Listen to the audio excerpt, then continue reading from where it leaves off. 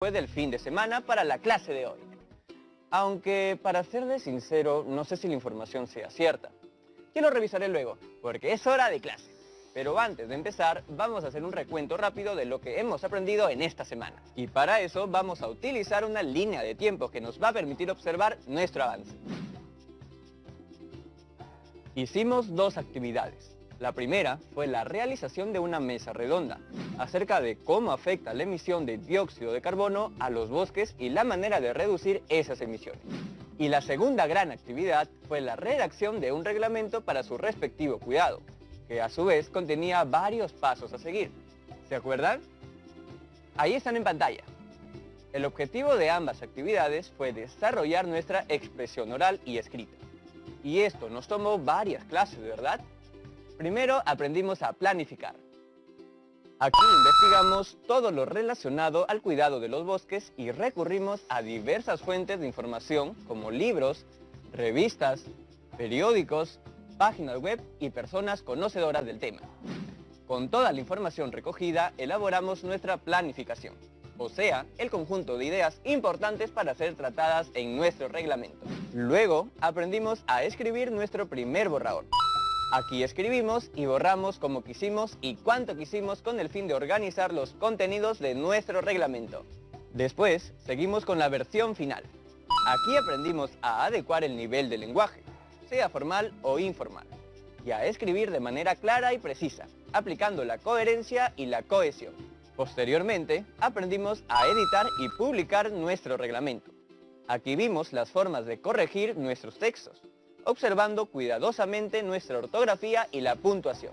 Finalmente, vimos los distintos canales por los cuales podíamos publicar nuestros reglamentos y la forma en cómo los podíamos presentar, fomentando interés en el público por el tema del cuidado de los bosques. No fue difícil, ¿cierto?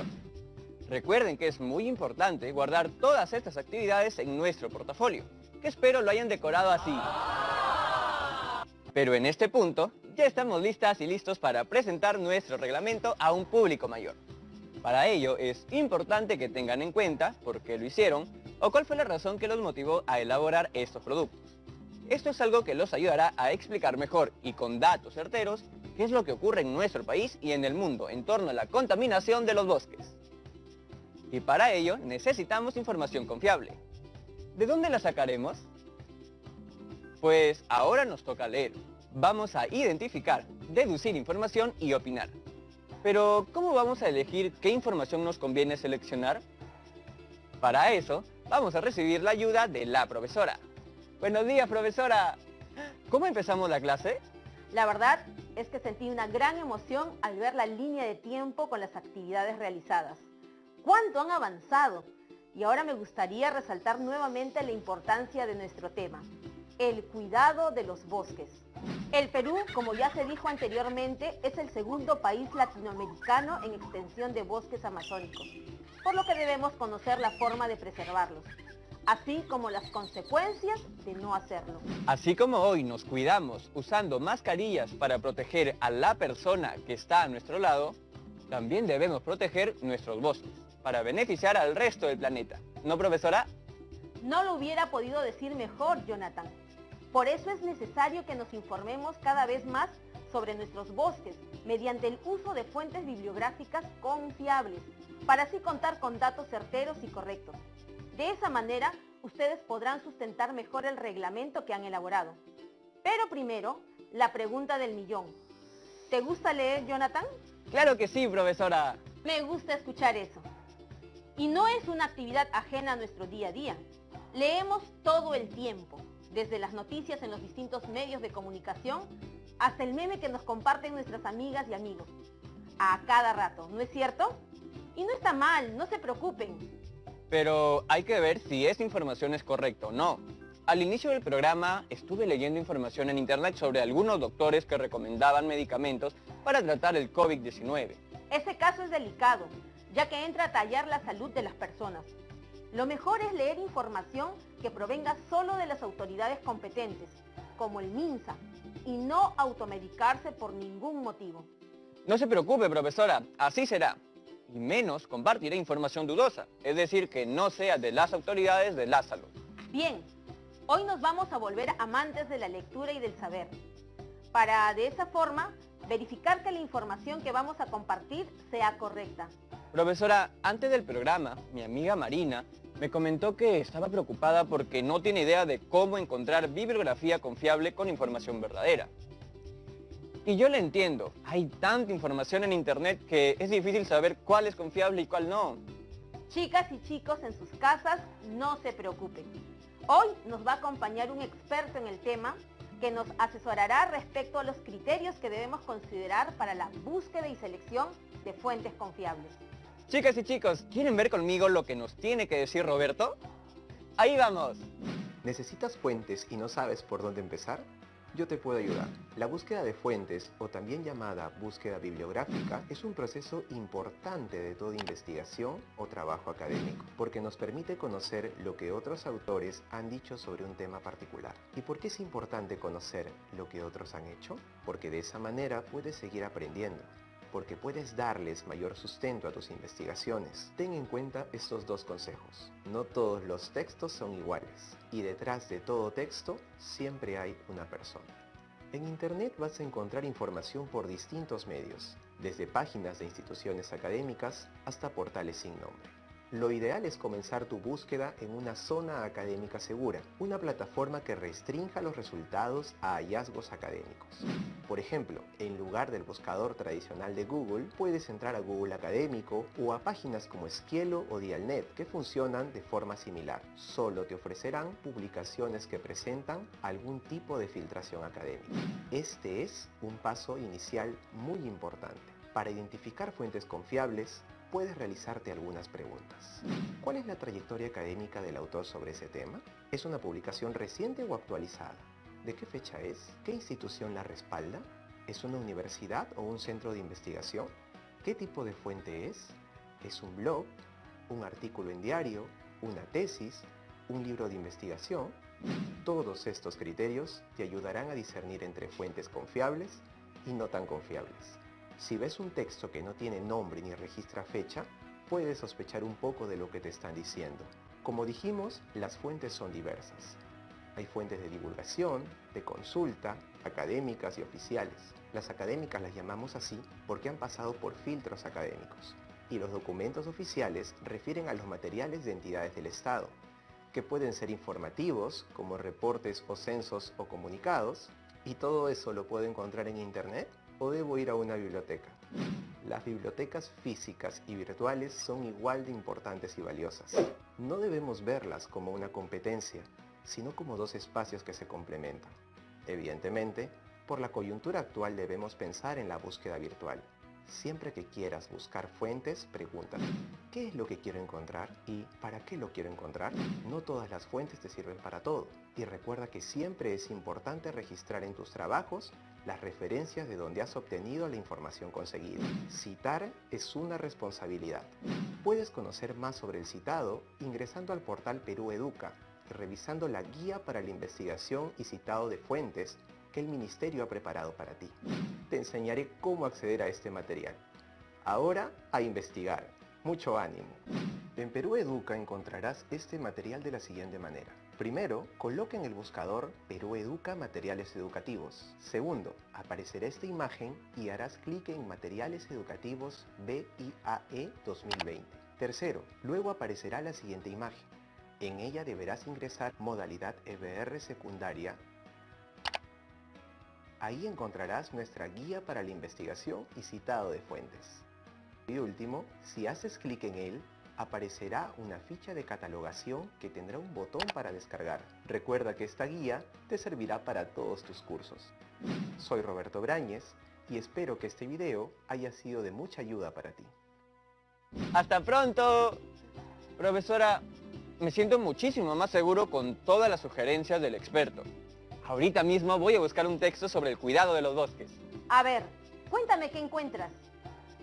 Mire, para la actividad de hoy, ¿podemos leer 2 textos?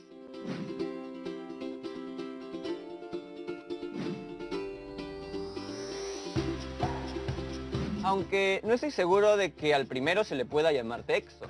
Claro que sí, solo que es un texto discontinuo. Tiene razón, y es una infografía. Había olvidado que estas también son consideradas textos. Lo son. ¿Y qué tipo de infografía es?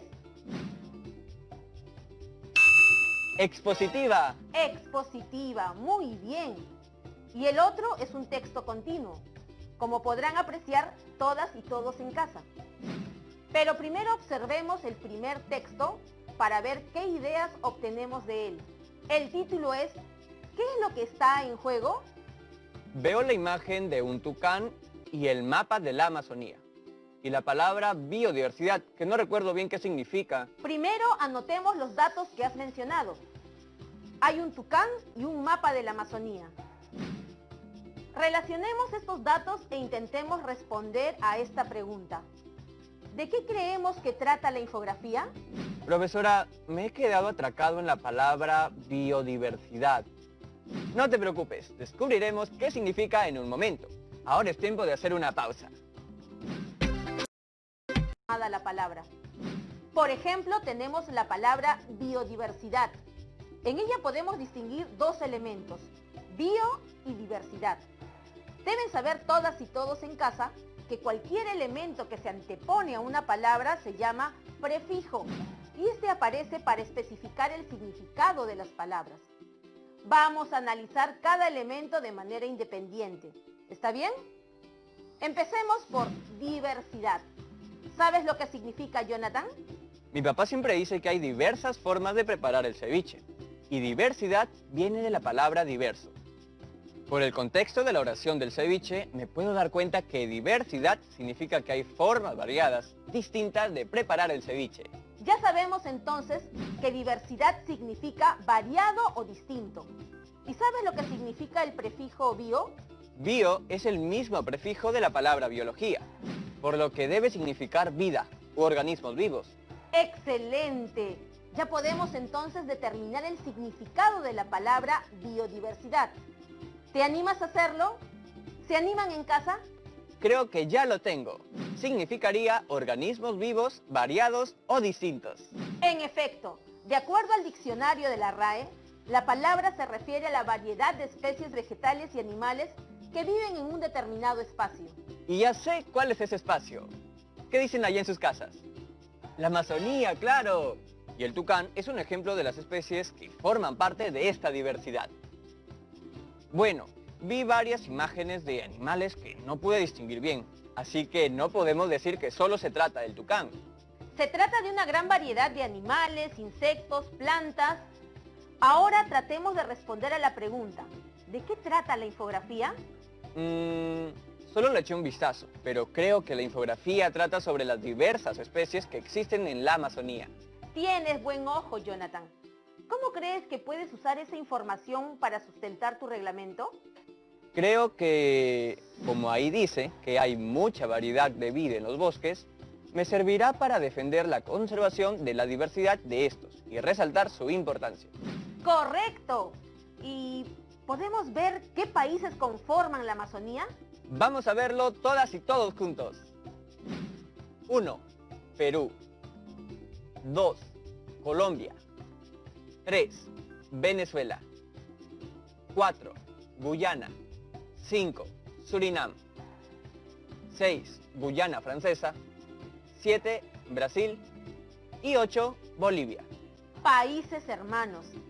Se dice que entre todos formamos el bosque tropical más grande del mundo. También tenemos información acerca de la superficie total y el número de habitantes de la Amazonía. ¿Cuáles son? Superficie total, 7.413.827 kilómetros cuadrados. Habitantes, 34 millones. ¡Wow! La infografía presenta 3 subtemas claramente marcados. ¿Puedes nombrarlos? A ver, profesora, voy a resaltarlos con amarillo. Yo creo que se abordan 3 subtemas. Los reconozco porque son como subtítulos y están en letras negritas.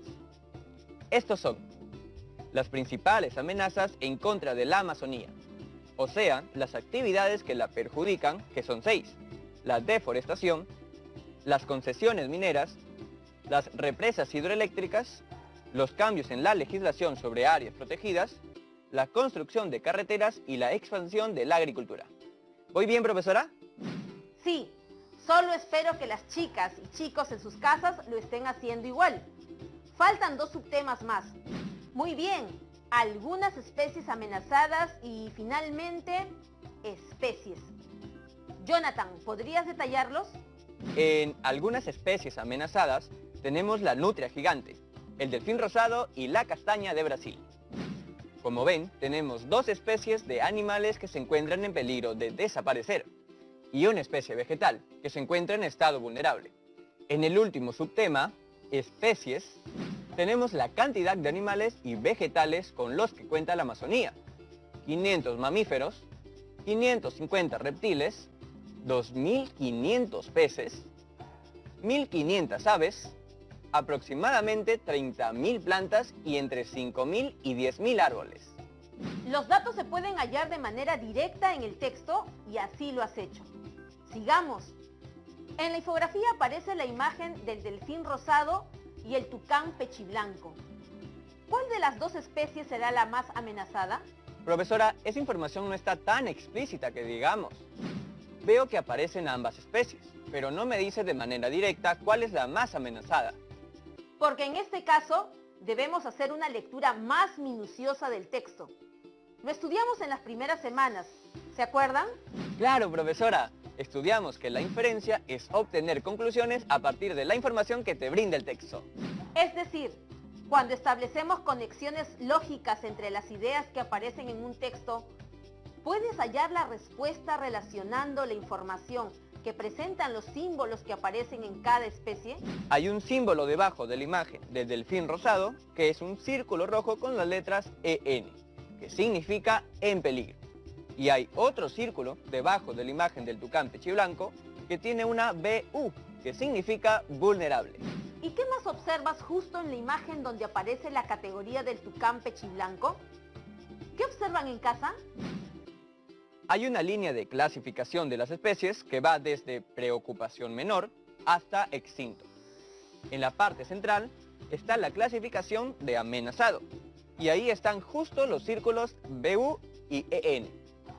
Creo que, de acuerdo a eso, puedo decir que el delfín rosado está más amenazado que el tucán pechiblanco. Has relacionado adecuadamente la información. ¿Y ustedes, estimadas y estimados estudiantes, lo hicieron igual? Estoy segura de que sus respuestas fueron acertadas. Jonathan, ¿cómo crees que puedes usar esta información para presentar tu reglamento?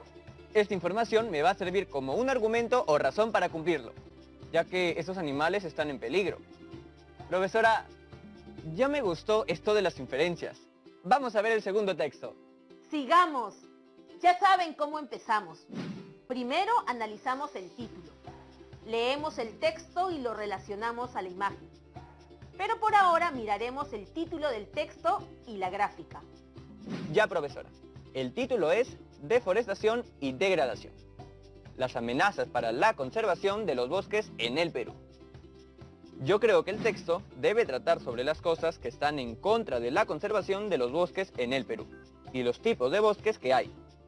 En la infografía vimos también ese tema, pero en líneas generales, o sea, en toda la Amazonía. ¿Cómo llegas a esa conclusión? Aunque hay palabras en el título cuyo significado no conozco bien, como deforestación y degradación. Veo que luego dice claramente amenazas para la conservación de los bosques en el Perú. Por eso, creo que se trata sobre aquello que es un peligro para la conservación de los bosques. Y encima del mapa hay un título que dice, Grandes tipos de bosques del Perú. Bien, ahora vamos a ver si tus predicciones sobre la temática del texto fueron acertadas. Leámoslo juntos, con todas y todos en casa. El Perú es una potencia mundial en términos de cobertura de bosques. Es el segundo país latinoamericano en extensión de bosques amazónicos. El cuarto a escala mundial en bosques tropicales, superado por Brasil, Congo e Indonesia. Y el sexto en bosques primarios, si se consideran todos los tipos de bosques. A pesar de ello, gran parte de la población peruana, habitantes de los Andes poco boscosos y de una costa mayormente desértica, no parece haber interiorizado esa realidad en su visión del país y sus ecosistemas. En cuanto a la Amazonía, esta posee superficies importantes del llano amazónico compartidas con Brasil y porciones de selva alta y yungas fluviales, que junto con la de Bolivia, Ecuador, Colombia y Venezuela constituyen la región andino-amazónica, una de las de mayor biodiversidad del planeta. Esta región, también conocida como Amazonía andina, cumple un papel fundamental en el ciclo del agua, pues constituye la cuenca alta de la cual se inicia la ruta del agua que transitará por el Amazonas hasta el Océano Atlántico, desde su punto más lejano en el río Mismi, en Arequipa. Los bosques en el Perú constituyen el ecosistema de mayor superficie, con 73.280.424 hectáreas, que representan el 57.3% del territorio nacional. Se clasifican de manera general en bosques húmedos amazónicos, que cubren el 53.9% del país y significan el 94.1% del total de bosques, los denominados bosques secos de la costa, que cubren el 3.2% del país y significan el 5.6% de todos los bosques. Y finalmente, los bosques húmedos relictos andinos, que cubren el 0.2% del país y significan el 0.3% de los bosques. El Perú tiene 42 tipos de bosques según el mapa de cobertura vegetal 2015 MINAM, agrupados en 3 grandes bloques. ¿Acertaron con el tema? No se preocupen si no lo hicieron. Vamos a verlo al detalle y analizar cada párrafo de manera independiente. Profesora, mire, le muestro lo que escribí al costado de cada párrafo. Pienso que es la idea principal de cada uno. Lo que has hecho, Jonathan, es una técnica que se denomina sumillado. Permite que el lector anote las ideas más resaltantes al costado de los párrafos. Ustedes en casa también pueden utilizar el sumillado para ayudarse a recordar las ideas más importantes del texto. Recordemos que la idea principal es la idea más importante y que se puede hallar de manera explícita o implícita en el párrafo. Se llega a ella a través de esta pregunta: ¿qué idea resume lo que acabo de leer? En este caso, estamos analizando la idea principal de cada párrafo. Si quisiéramos dar con la idea principal de todo un texto, podemos enlazar de manera coherente las ideas principales de cada párrafo. Vemos que Jonathan ha hallado muy bien las ideas principales. Veamos. Idea principal 1. Perú es una potencia mundial en términos de cobertura de bosques. Sin embargo, gran parte de la población no es consciente de lo que esto significa. Idea principal 2. La región andino-amazónica, compartida con Brasil, Ecuador, Colombia, Venezuela y Bolivia, es una de las de mayor diversidad del planeta. Idea principal 3. Los bosques en el Perú representan el 57.3% del territorio nacional y se clasifican en húmedos, secos y andinos. Ahora que ya hemos analizado el texto, te quisiera hacer una pregunta. Según el texto, ¿qué se puede decir de gran parte de la población peruana sobre el cuidado de los bosques? Fácil.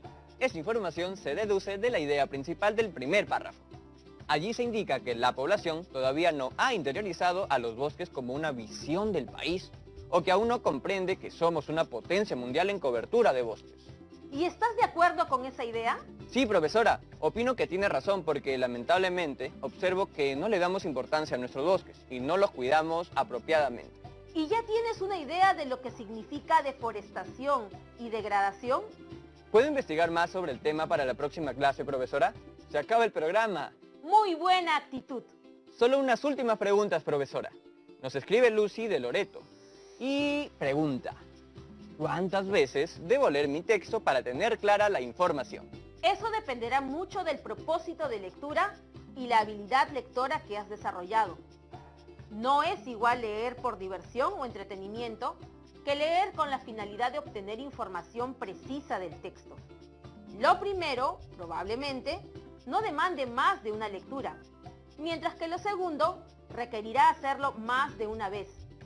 Asimismo, si tienes más desarrollada tu habilidad lectora, en el caso de la lectura con propósito de extraer información, necesitarás como mínimo 2 veces. Pero si aún estás iniciándote en la lectura, requerirás de 3 o hasta 4 veces para comprender bien el texto. Cindy, de Chachapoyas, nos pregunta: ¿estamos en capacidad de entender todos los textos? Por supuesto. Algunos demandarán mayor esfuerzo por la temática o por su especialidad. Sin embargo, estamos en capacidad de entender todos los textos. Solo depende del interés que le pongamos y del uso de estrategias de lectura que nos permitan extraer las ideas importantes. Emerson, de La Victoria, escribe: ¿debo tener siempre un diccionario a la mano al momento de leer? La lectura es un proceso. Cuando leamos, vamos estableciendo conexiones entre la nueva información, lo que ya sabemos, el contexto que nos presenta el texto y nuestras propias experiencias de vida. Se recomienda que la primera forma de hallar el significado de una palabra sea a través del contexto de la lectura, para no interrumpirla. Luego, es recomendable ir al diccionario para verificar y conocer el significado completo de la palabra. Y con eso cerramos. Muchas gracias, profesora. Gracias, chicas y chicos de tercero. Y nos vemos en la próxima edición de Aprende en Casa. ¡Chao, chao, chao!